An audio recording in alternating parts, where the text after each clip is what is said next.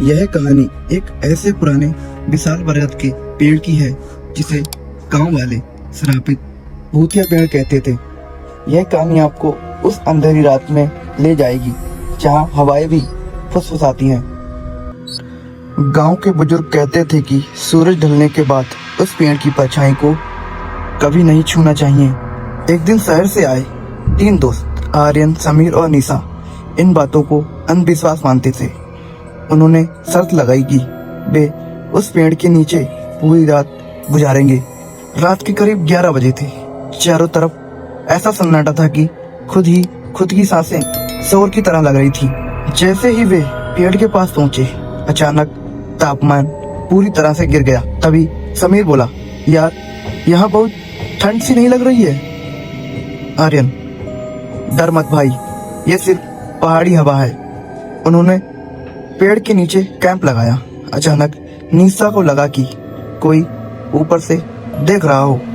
उसने टॉर्च की रोशनी ऊपर डाली, लेकिन वहां से उजली हुई टहनियां थी। आधी रात को करीब 1 बजे एक ऐसी अजीब आवाज गूंजी, किच किच किच।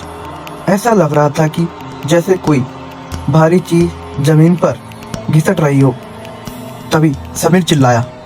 उसकी तरफ से एक लंबी काली जटा पेड़ की डाली सांप की तरह हिल रही थी। वह जटा धीरे धीरे समीर के पैर की ओर बढ़ गई थी। जब तक वे कुछ समझ पाते, पेड़ से बायल की छन छन सुनाई देने लगी थी। गांव की कहानी याद आई। कहते हैं उस पेड़ पर एक औरत ने खुदकुशी कर ली थी, जिसे डायन मानकर मार दिया गया था। वह आज भी इंसाफ के लिए यहाँ पर घूम रही है। अचानक हवा का एक तेज झोंका आया और उसकी टॉर्च बंद हो गई। अंधेरे में उन्हें सिर्फ 2 चमकती हुई लाल आंखें दिखाई दे रही थी, जो पेड़ के तने के बीचों बीच उन्हें घूर रही थी। तभी निशा ने महसूस किया कि कोई अदृश्य हाथ उसके हाथों को सहला रहा हो। एक ठंडी फटी हुई आवाज गूंजी, तुम यहाँ क्यों आए? क्या तुम मेरा अकेलापन दूर करोगे?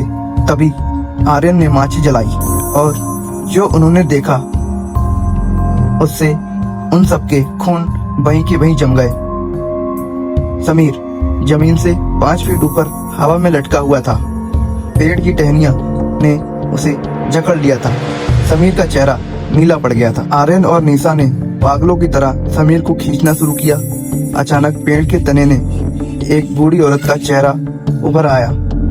उसकी खाल फटी हुई थी और मुंह काला और आंखें उसकी लाल थी। वह जोर जोर से हंसने लगी, एक ऐसी हंसी जो रूह से कांपी हुई हो। आर्यन को याद आया कि उसके पास जेब में एक छोटा सा आग जलाने वाला लेटर है। जैसे ही आर्यन ने उस लेटर को जलाया, तभी उस पेड़ ने समीर को वहीं छोड़ दिया। तभी जैसे ही समीर को उस पेड़ ने छोड़ा, तभी वो तीनों बहुत जोर जोर से गांव की तरफ भागने लगे। ये तीनों बिना पीछे मुड़े गांव की तरफ भागे। पीछे से उस औरत के रोने और चिल्लाने की आवाजें आती रहीं। जब वे गांव की सीमा पर पहुंचे, तो सूरज की पहली किरण निकलने वाली थी। सुबह जब गांव वालों ने उन्हें देखा, तो समीर की पीठ पर 5 उंगलियों के जलने के निशान थे। दहकते हुए हाथों से उसे छुआ हो।